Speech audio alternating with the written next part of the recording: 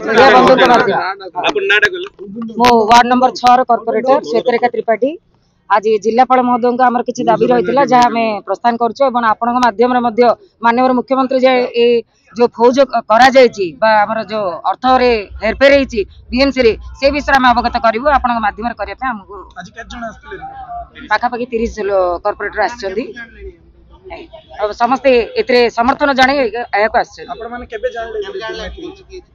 अल्प दिन मझे आम जानलु जे प्रकार विभ्राट होउची एवं ए फौज ट्रस्टी को यह दिया जायछि जाकि कोनोसी काउंसिल रो अनुमोदन हेइनी किंबा कोनोसी कॉर्पोरेटर ए विषय आम जानिनु तेणु आम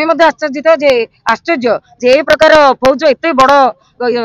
अमाउंट से देइचंदी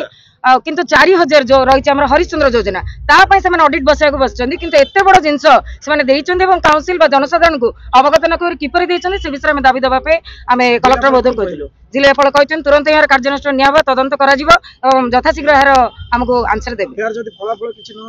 पुणी राजरास्ता को ओल्लैबू एवं पुणी दाबी पत्र देवु एवं